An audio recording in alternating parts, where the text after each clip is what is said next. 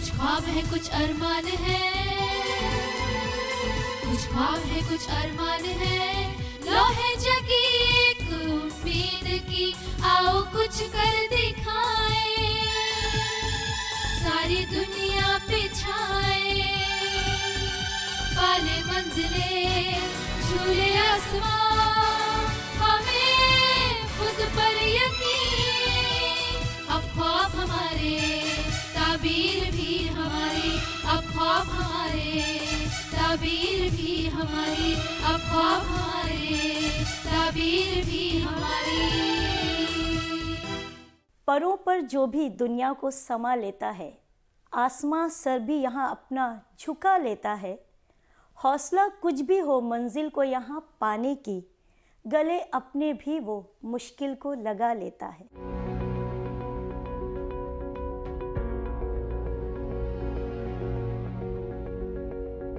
पिछले 20 सालों से समाज में एक नई सुबह की खोज में काम कर रही गजाला खान किसी तारुफ की मोहताज नहीं है। गजाला खान एक ऐसी खातून हैं जिनका समाजी खिदमत पैशन है और इसी को इन्होंने अपना प्रोफेशन बनाया। जामिया मिलिया इस्लामिया से सोशियोलॉजी से एमए करने के साथ साथ लोगों के हुकूक पर काम करना शुरू कर दिया। 20 सालों से लगातार काम करते हुए गजाला ने कई बेमिसाल काम अंजाम दिए हैं। आज गजाला बिल्डिंग ब्रिज इंडिया की प्रोजेक्ट डायरेक्टर हैं। आइए जानते हैं गजाला खान के सफर के बारे में।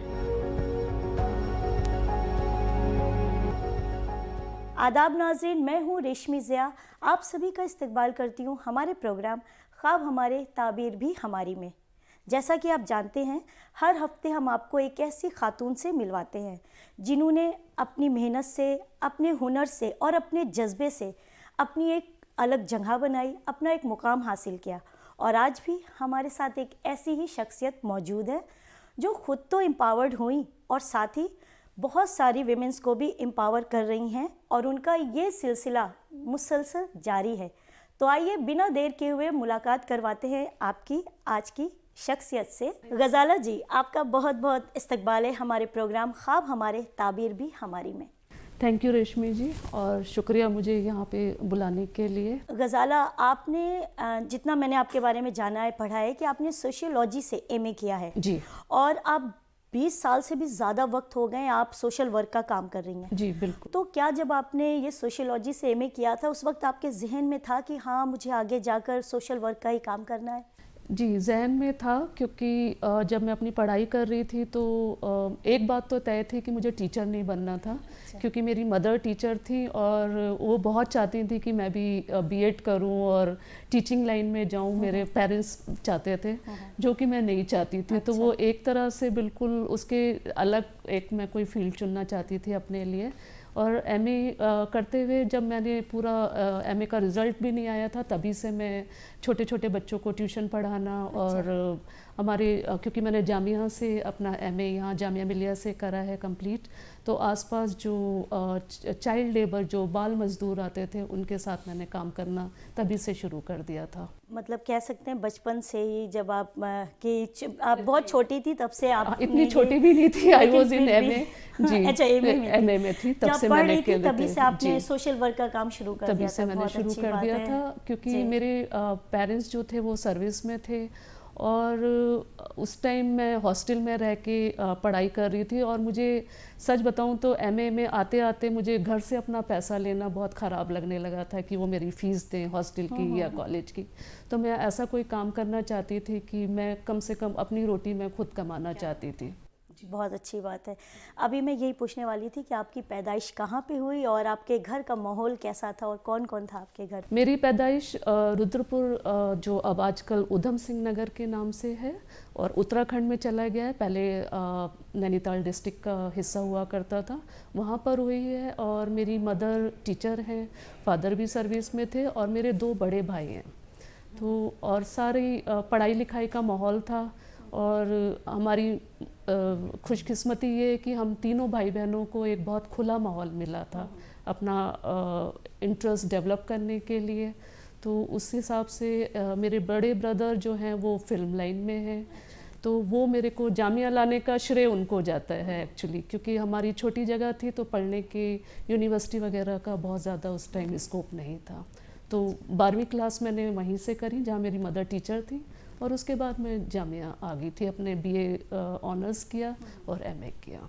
अच्छा, जैसे आप जैसे सोशल वर्क का काम करती हैं और स्पेशली आप विमेंस के लिए बहुत अच्छा काम कर रही हैं, स्पेशली उन विमेंस के लिए जिनका कोई सहारा नहीं है, मतलब ऐसा कुछ घर में हो गया है और इस तरह से कि वो बिल्कुल फाइनेंशियली उनके पास कुछ सपोर्ट नहीं रहा। ऐसे में आप एक रोशनी बन के उनके सामने आती हैं और उनको इस तरह से उनके अंदर स्किल डेवलप करती हैं कि वो फाइनेंशियली स्ट्रॉन्ग हो सके। तो किस तरह की आप स्किल्स उनके में डेवलप कराती हैं और क्या क्या काम है आपका इसमें? हाँ, ये असल में जो ये प्रोजेक्ट बेस्ड है, जिसका नाम आजकल जो मैं काम कर रही हूँ बिल्डिंग ब्रिजेस इंडिया के नाम से है, and this is a follow up project of our documentary, it's called harvest of grief, जो जो हम लोगों ने 2010 में प्रोड्यूस करी थी।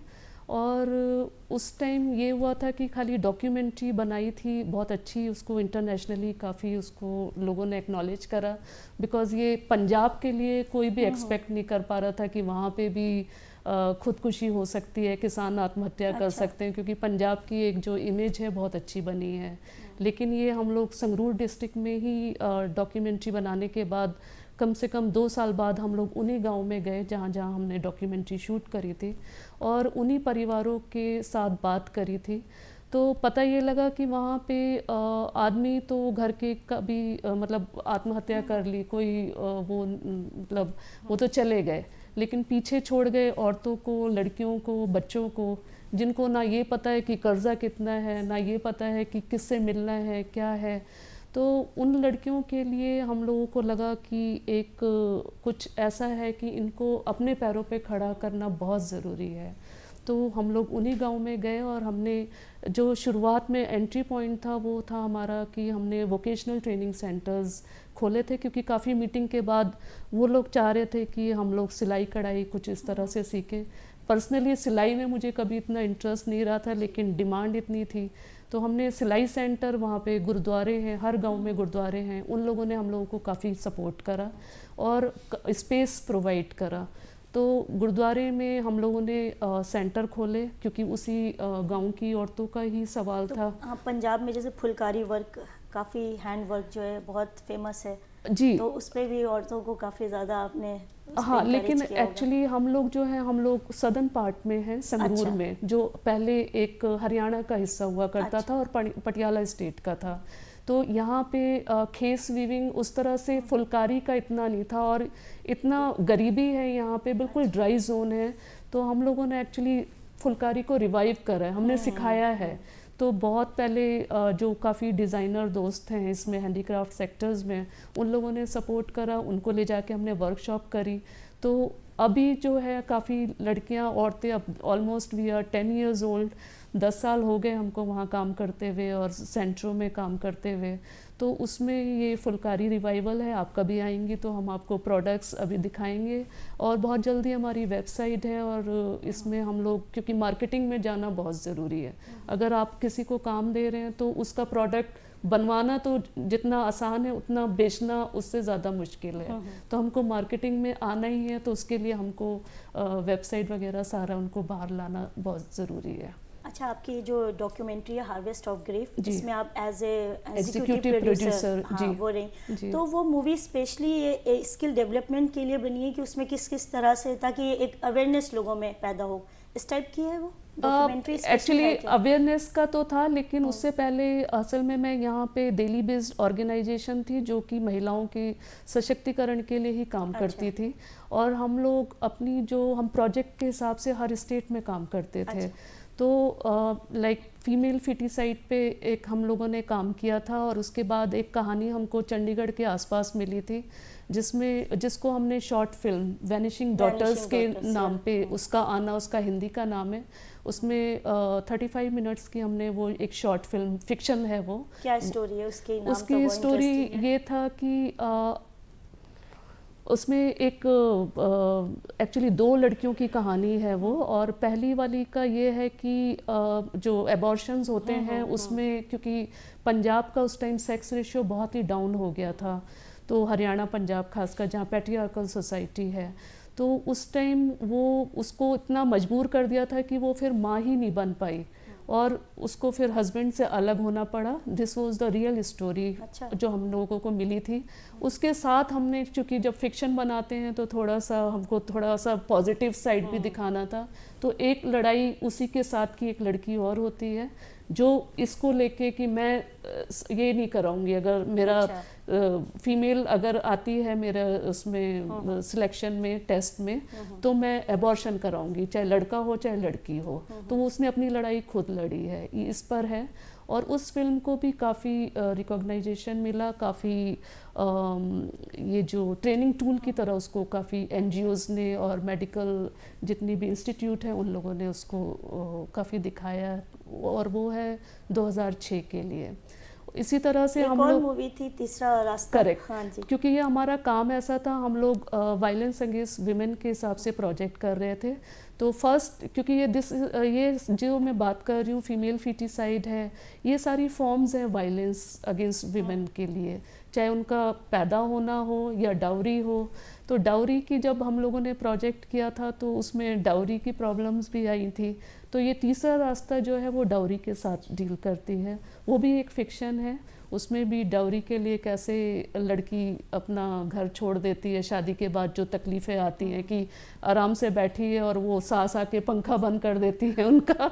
तो इस तरह से है। और क्योंकि ये था कि हम जो काम कर रहे थे उसका एक विजुअल इम्पैक्ट बिल्कुल अलग होता है, तो उसके लिए हम लोगों ने ये शॉर्ट फिल्म्स बनाई थी। सडनली मेरी जो ऑफिस में जो हमारी मेंटोर थी, मेरी जो चेयरपर्सन थी मिसेस रसील बासु, जिन्होंने मेरे पर बहुत अपनी छाप छोड़ी है और वो बिल्कुल लड़की की तरह ट्रीट करती थी, तो उन्होंने ये सडनली शी केम लाइक ये उनको पता लगा ये कि पंजाब में भी किसान आत्महत्या कर रहे हैं, तो विडोहुड और इस तरह से हम लोग फिर वो पूरा सा, क्योंकि चेंज हो गया ये, लेकिन क्योंकि इम्पॉर्टेंट सब्जेक्ट था और इसलिए हम लोगों को वहाँ पंजाब संगरूर में हम लोग गए और इसके ऊपर काम शुरू हुआ। लेकिन ये इतनी ज़्यादा एनर्जी ले गया, क्योंकि पहले हम लोग 2-3 प्रोजेक्ट में कर लेती थी। जैसे ये जब हमने हार्वेस्ट ऑफ ग्रीफ की थी तो मैं हैदराबाद में भी प्रोजेक्ट कर रही थी, ओल्ड सिटी में, खासकर मुस्लिम विमेन के साथ, क्योंकि मेरा ज़्यादातर गाँव की औरतों के साथ वास्ता रहा है शुरू से ही, हरियाणा हो, मध्य प्रदेश हो, राजस्थान हो, हिमाचल हो या पंजाब हो। अच्छा गज़ाला, आप तो पूरे हिंदुस्तान में आपने ट्रैवल किया होगा, इस सिलसिले में आपका सोशल वर्क का काम है, आप बहुत से ऐसे लोगों से मिली हैं, ऐसी फैमिलीज से मिली हैं, तो आपने तो बहुत सी कहानियाँ ऐसी देखी होगी, अपने सामने ऐसे वाक़या देखे होंगे, तो आपको कुछ ऐसी कोई एक स्टोरी जो आपके दिल के बहुत करीब हो, जो आपके दिल को छू गई हो, वो कहानी हम जानना चाहेंगे। दिल को छूने वाली तो वैसे तो बहुत सारी कहानियां हैं, लेकिन एक मतलब ऐसे नंबर नहीं दे सकते, लेकिन अभी जो याद आ रहा है वो ये है कि जब हम लोग हार्वेस्ट ऑफ ग्रीफ की शूटिंग कर रहे थे गांव में, तो एक महिला थी, उनका इंटरव्यू हुई है हमारी डॉक्यूमेंट्री में। तो उसके घर में इतनी गरीबी थी, और एक घर का वो होता है कि अगर आपके घर में कोई मेहमान आए हैं तो आप एटलीस्ट उनको पानी या चाय, क्योंकि पंजाब का कल्चर है कि कुछ चाय मतलब कुछ ना कुछ देना है, तो उसकी जो छटपटाहट थी और जो उसका, क्योंकि सारा घर खुला ही था, रसोई में हमने देखा कि मतलब मिट्टी के 2-3 बर्तन वो बिल्कुल उल्टे पड़े थे, शायद मुझे नहीं लगता कि वो 3-4 दिन से वहाँ खाना भी बना था या क्या था। तो एक वो जो झटपटाहट है कि मेहमान खड़े हैं, कुछ दे दूँ, मतलब कहीं से ले आऊँ या क्या है, तो वो मतलब एक अंदर से आपको छू जाती है कि इतना मतलब इन लोगों का दुख है और सारा कुछ है, लेकिन फिर भी मेहमान नवाजी करना चाहते हैं, मतलब बिठाना चाहते हैं अपने घर में, चाय पिलाना चाहते हैं। और दूसरी स्टोरी भी इसी से संबंधित है। एक महिला है वहाँ पर, अभी भी हैं, उनके 4 लड़कों ने खुदकुशी कर ली थी। तो हमको ये लगता है कि हम लोग शहरों में रह के और एक आदत सी बन जाती है कि इसकी कंप्लेंट करने की आदत बन जाती है कि ये नहीं है, ये मतलब वो बढ़ती जाती है, मतलब कि, लेकिन जब दुख क्या होता है वो हमने उसी से जाना कि उसके पास कुछ था ही नहीं, कि 4 जब चले गए मेरे सारे घर के लड़के आदमी लोग चले गए, तो मेरे पास अब दुख के अलावा कुछ नहीं है। तो उसका दुख के सामने हमको अपना दुख बहुत ही मतलब बहुत ही कम लगा। बिल्कुल ऐसा लगता है कि हम लोग बहुत प्रिविलेज्ड हैं, सही। जो इतने अच्छे मतलब नाशुक्रे लोग हैं एक्चुअली, हम लोग बन गए हैं अपनी अर्बन लाइफ में।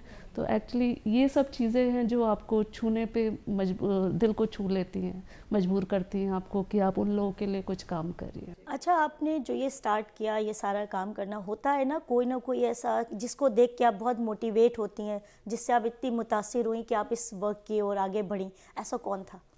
बचपन में तो मैं कहूँगी कि मेरी मदर ही थी, क्योंकि जब स्कूल में जाती थी पढ़ाने के लिए तो उनके जो पुराने स्टूडेंट आते थे, कभी कभी वो भी अपनी बेटियों का कि क्योंकि मेरी मदर खान दीदी के नाम से बहुत फेमस थी कि पैर छुओ आके और सत श्री अकाल बोलो और नमस्ते करो और सलाम करो। तो एक जो रिस्पेक्ट वो गेन करती थी, क्योंकि एक जनरेशन मतलब 2 जनरेशन 3 जनरेशन पे आप काम करते हैं ना अपनी सारी लाइफ के ऊपर। तो बचपन में तो वो थी। फिर दिल्ली में जब मैं आई तो जब मैं बता रही थी जैसे पहले कि मैंने अपनी एजुकेशन सिर्फ घर वाले चाहते थे कि मैं आगे पढूं या साथ में पीएचडी करूं या कुछ ऐसा बीएड वगैरह कर लूं, लेकिन मेरा कभी मन नहीं था। जितनी पढ़ाई थी उसी को हमको अपने कैरियर में लाना था। तो ये मैंने एक organisation, Delhi based organisation join करी थी और जिनके रसील बासु थी, उनका इम्पैक्ट मेरे पर बहुत था। वो यूएन की रिटायर्ड थी और उन्होंने ये आके यहाँ पे संस्था शुरू करी थी और उनसे मैंने बहुत कुछ सीखा है कि फैमिली लाइफ क्या है, प्रोफेशनल लाइफ क्या है और हर चीज़ जो मेरे को लगता है मैं रोज़ ही उनको याद करती हूँ। जैसे अभी आप बता रही थी उनसे आप बहुत ज़्यादा इंस्पायर हुई हैं, उनसे आपने सीखा है, तो यही मैं पूछने वाली थी कि आप तो वाकई बहुत बिजी रहती होंगी और उसके बावजूद आप किस तरह से घर में सब कुछ मैनेज करती हैं, क्योंकि आप बाहर भी बहुत ज़्यादा रहती हैं और फिर घर को मैनेज करना, तो कैसे आप कर पाती हैं और फिर अपने शौक़ को भी पूरा करना। अभी शौक़ के बारे में भी मैं बात करूंगी कि आपके कौन कौन से शौक़ है, तो आप कैसे मैनेज करती हैं? असल में हमने अपने शौक़ को अपने काम में ही ढाल लिया है। जैसे मेरे को कुकिंग का शौक़ था, तो हमने क्योंकि हम लोग विमेंस एम्पावरमेंट के लिए काम कर रहे थे, प्रोजेक्ट बेस्ड है, तो हमने विमेंस किचन डेवलप कर लिया है अभी सितंबर 2022 में। तो वो वाला जो शौक़ था वो आजकल विमेन किचन में आ गया है। तो मेरा अगर क्योंकि मैं खुद वो सारे काम करना चाहती हूँ तभी आप दूसरों को सिखा सकते हैं। तो मेरा जो भी, क्योंकि कुकिंग बहुत मज़ेदार चीज़ है, क्योंकि आपको जस्ट एक्सपेरिमेंट करना है अपने मसालों के साथ, बेसिक आपको आना चाहिए क्या आप इधर से ये डाल के कैसे टेस्ट उसका बनाना है, तो वो है। इसके अलावा जब यहाँ पे दिल्ली में हूँ मैं, तो मेरे को थिएटर भी अच्छा लगता है, फिल्म देखना भी अच्छा लगता है और तो म्यूजिक। थिएटर आप खुद करती थी? मैं खुद तो नहीं करती हूँ, लेकिन मैंने थिएटर को बहुत यूज़ करा है अपना सोशल मैसेज देने के लिए, खासकर नुक्कड़ नाटकों को। खासकर हैदराबाद में मैंने स्ट्रीट प्ले बहुत कराए हैं अपना प्रोग्राम के बारे में लोगों को बताने के लिए, जागरूक बनाने के लिए। और मैं यहाँ पर भी अपना, क्योंकि ये काम तो महिलाओं के लिए तो मैं करती हूँ, लेकिन मैं छोटे बच्चों को, क्योंकि यंग बच्चों को भी इन्वॉल्व करना अपने काम में बहुत ज़रूरी है, क्योंकि वो आगे आने वाले हमारी जनरेशन है और उनको हम कुछ दे सकते हैं। तो अमन फेस्टिवल में पिछले 4 साल से अपने मूनक जो ब्लॉक है संगरूर डिस्ट्रिक्ट का, जहाँ पे आजकल मैं रह रही हूँ, वहाँ पे मैं अमन फेस्टिवल के नाम से ये प्रोग्राम करती हूँ, जिसमें बच्चे अपने थिएटर लेके, अपने छोटे छोटे बच्चे अपने अपने सोशल मैसेजेस लेके, पोयम लेके, गाने और डांस वगैरह लेकर आते हैं। तो एक आपको एनर्जी मिलती रहती है किसी तरह और से। लोगों को, जैसे देखने वालों को एक अच्छी अवेयरनेस का भी वो काम करता है, एक मैसेज जाता है उनके मैसेज पास। जाता है। और इसके साथ एक फेस्टिवल में हम लोग क्या करते हैं कि मेनली लोहड़ी का जो त्यौहार है पंजाब में बहुत धूमधाम से मनाते हैं। खासकर अब वैसे तो ट्रेडिशनली तो उसका मकसद कुछ और था, लेकिन आजकल लड़का पैदा होने की खुशी बहुत होती है। तो हमने क्या करा है कि उसी उद्देश्य को लेके हम जहाँ लड़कियाँ जो पैदा हो रही हैं उनके लिए लोहड़ी सेलिब्रेट करते हैं। तो लड़की के, क्योंकि पेरेंट्स माओं को तो कई बार बेचारे ऐसे मुंह लटका के बैठे होते हैं, तो उनको बुला के गिफ्ट देना है। या लोगों के बीच में हम इस प्रोग्राम में हम उनको इनवाइट करते हैं। तो हमारा जो प्रोग्राम ही अमन फेस्टिवल कहते हैं, आप तो लड़कियों की लोहड़ी बनाते हैं। तो इस तरह से अपनी एनर्जी को हमने, अपने मैसेज को, अपने काम को, सबको मिला दिया है। अच्छा, बहुत सी ऐसी फैमिलीज़ होती है, आज भी आप तो इतने गांव में गई हैं जहाँ पे लड़कियों को, औरतों को इजाज़त नहीं है बाहर काम करने की, इवन पढ़ने की भी इजाज़त नहीं और फिर उनकी अर्ली मैरिज कर दी जाती है। जी। मैरिज के बाद कुछ ऐसा हो जाता है कि वो एकदम फाइनेंशियली बिल्कुल उनके पास कुछ और ज़रिया नहीं होता है, वो फाइनेंशियली इतनी स्ट्रांग होती नहीं है और ऐसे हालात में फिर उनको कोई सहारा जब नहीं होता है तो फिर वो कहाँ जाए और फिर उनको रियलाइज़ होता है उनके पेरेंट्स को कि काश मैंने, तो इस पे आप क्या कहना चाहेंगे? हमारी कोशिश एक्चुअली ऐसे ही ग्रुप को टारगेट करने के लिए है, क्योंकि हमको ये लगता है कि कोई भी लड़की एजुकेशन के साथ साथ अपने पैरों पे ज़रूर खड़ी हो, क्योंकि पैरों पे खड़ा होना मतलब स्किल डेवलप करना, स्किल सिखाना, ये बहुत ज़रूरी है। क्योंकि मैं आजकल लॉकडाउन में करीब 2 साल से मैं गांव में ही रह रही हूँ ज़्यादातर। पहले दिल्ली रहती थी और हर महीने ट्रैवल करती थी, लेकिन लॉकडाउन के दौरान मैं वहीं पर गांव में ही मैंने रहना शुरू कर दिया है। तो यहाँ पर ये है कि स्किल सिखाने के लिए, जैसे सिलाई है, आप सिलाई किसी भी लड़की को सिखाती हैं तो एटलीस्ट वो 150 रुपया एक सूट का सिलाई का आराम से कमा सकती है। तो उसको उस तरह से हाथ फैलाने की ज़रूरत नहीं है, और क्योंकि शादी के बाद या शादी से पहले भी उसको बोझ तो समझा ही जाता है। तो वो अपने पैरों पे इस तरह का वोकेशनल हम लोगों ने, सिलाई है, जैसे आपने फुलकारी की याद दिलाई थी, तो हैंड एम्ब्रॉयडरी को हम लोग प्रमोट करते हैं। हाँ, इसके अलावा और वोकेशनल है, कैंडल मेकिंग है, सोप मेकिंग है, टेडी मतलब सॉफ्ट टॉयज़ मेकिंग है, ज्वेलरी बनाती हैं लड़कियां। तो ये सारे हम लोगों ने स्किल वहाँ पे अपने सेंटर्स में शुरू करे हैं। और इसके अलावा एक ज़रूरी बात ये है कि हम लोगों ने ऑर्गेनिक किचन गार्डन भी शुरू करा है, क्योंकि ये जो वोकेशनल ट्रेनिंग सेंटर्स हैं, हम इनको एज अ रिसोर्स सेंटर मानते हैं, क्योंकि सिर्फ सिलाई कढ़ाई नहीं है यहाँ पे। हम लोगों के डॉक्टर्स जो आसपास के लोग हैं, क्योंकि आप जब गांव में काम कर रहे होते हैं तो आपको पूरी कम्युनिटी का भी ख्याल रखना पड़ता है। तो कुछ बूढ़े लोग थे जहाँ पे वहाँ पे कैटरैक्ट की प्रॉब्लम बहुत थी, तो उनको हम लोगों ने ऑपरेशन कराया। जैसे साथ में डॉक्टर राजन गुप्ता हैं वहाँ पर हरियाणा टोहाना में, तो वो लोग सपोर्ट करते हैं इस तरह के प्रोग्राम में। तो ये अलग अलग स्टेजेस हैं और रिसोर्स सेंटर्स हैं, क्योंकि जो सेंटर्स हैं मेनली हमारे गांव में वो 4 घंटे के लिए हैं। तो हम लोग अपनी लड़कियों से ये बोलते हैं कि ज़रूरी नहीं आप अपने आके काम करो, अगर आप, क्योंकि ये एक ऐसा प्लेटफॉर्म देने की कोशिश है जहाँ पे वो अपनी खुशी भी शेयर कर सकें और अपने दुख भी शेयर कर सकें। आप 10 गांव में मतलब वोकेशनल ट्रेनिंग के प्रोग्राम्स चला रही हैं जी। तो ये पर्टिकुलर 10 गांव है कि और भी एरियाज़ को आप कवर करेंगी? एरियाज़ को देखिए, एक तो बहुत एनर्जी चाहिए होती है, ये प्रोजेक्ट है और हमको जो फिर से कहूँगी कि फंडिंग पे बेस्ड है, तो हमको वो पर्टिकुलर 10 गाँव के लिए ही मिली है।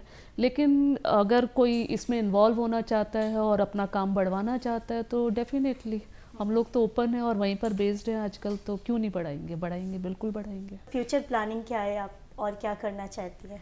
फ्यूचर प्लानिंग मैं ये चाहती हूँ कि एटलीस्ट जो हम लोगों ने वहाँ काम शुरू किया है तो इसको आगे, अगर हमने उनको घर से निकाला है अपनी, लेट्स से कि 50 औरतें या 100 औरतों को उनके यहाँ जो हमने एक बीज डाल दिया है एम्पावरमेंट के नाम पर, तो वो रुके ना, वो कम से कम उस मुकाम पर पहुंच जाएं कि उनको ये ना लगे कि हम लोगों को धोखा दिया गया है या क्या है, क्योंकि काफ़ी लड़ाई करनी पड़ी उनको घर से बाहर निकलने में।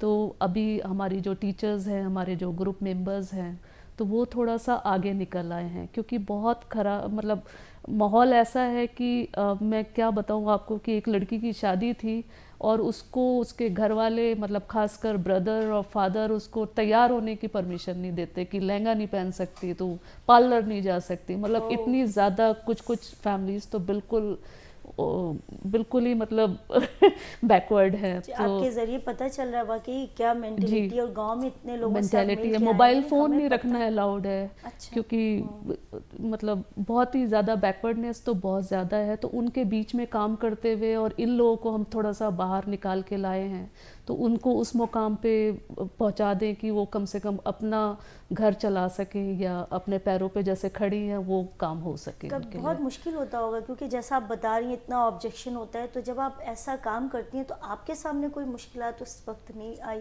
मुश्किलें आती हैं क्योंकि कई हमारे जो पहले हमने टीचर्स सेंटर इंचार्ज थे, तो काफ़ी मेहनत करते हैं उनको बाहर निकालने के लिए। लेकिन जब वो घर की बातें लेकर आते हैं कि हमारे घर वाले नहीं मानने देते, मेरा हस्बैंड नहीं बाहर आने दे रहा है, मतलब क्योंकि हमारी भी मेहनत है ना उनके ऊपर, ट्रेनिंग करने के लिए, उनको बाहर निकालने के लिए, उनको सेंटर चलाने के लिए, उनको डिज़ाइनर्स के साथ कैसे काम करना है, वर्कशॉप कैसे करनी है। तो जब जाके अचानक से 1.5-2 साल के बाद वो बोलती हैं कि मैडम हमको तो बाहर ही नहीं निकलने दे रहे हैं, तो हमको बहुत मतलब ख़राब भी लगता है और एकदम प्रोजेक्ट मतलब कहीं ना कहीं थोड़ा ऐसा लगता है कि रुक गया है। बहुत अच्छी बात और बहुत अच्छा काम आप कर रही हैं। इस वक्त जो आपको देख रहे होंगे उनको आप क्या पैगाम देना चाहेंगी? मैं चाहती हूँ कि अब माँ बाप जो है वो अपने बच्चों को, लड़की हो लड़का हो, उनको कम से कम इतनी आज़ादी दें अपने घर में कि वो आकर कोई भी परेशानी है बाहर से या किसी भी तरह की तकलीफ़ उनको बच्चों को होती है तो वो आकर डिस्कस कर सकें। वो एक प्लेटफॉर्म क्रिएट करने की कोशिश करें ताकि बच्चे आपस में कोई भी किसी भी तरह की परेशानी से अपने आप डील कर सकें। लड़कियों को पढ़ाएं, अपने पैरों पे हुनर सिखा के अपने पैरों पे खड़े होने की तालीम दें, क्योंकि ये आगे आने वाली ज़िंदगी में हमको खुद नहीं पता होता है कि क्या क्या परेशानी आने वाली हैं। तो उनको इस लायक बना दें, शादी की जल्दी ना करें कम से कम अपने पैरों पे खड़े होकर उनको स्किल्ड हुनरमंद से बनाएं और ताकि वो आगे आने वाली परेशानियों को फिर से अपने आप अपने स्तर पर डील कर सकें। गज़ाला, आप वाकई बहुत अच्छा काम कर रही हैं सोशल वर्क का, स्पेशली उन वीमेंस के लिए जिनके कोई सहारा नहीं है, फाइनेंशियली स्ट्रॉन्ग बना रही। आपको मतलब कह बहुत से लोगों की दुआएं आपके साथ है जी। और मुझे बड़ा मज़ा आया आपसे बात करके, बहुत अच्छा लगे और मेरी पूरी तरह से आपको, हमारी पूरी टीम के तरफ से आपको best wishes. Thank you so much रेशमी, मुझे यहाँ बुलाने का और अपनी बात कहने के लिए थैंक यू, शुक्रिया बहुत बहुत आप लोगों का। तो नाजरीन, ये थी गज़ाला खान। अगले हफ्ते आपसे फिर होगी मुलाकात एक नई शख्सियत के साथ। तब तक के लिए देखते रहिए डीडी उर्दू और मुझे दीजिए इजाज़त। आदाब।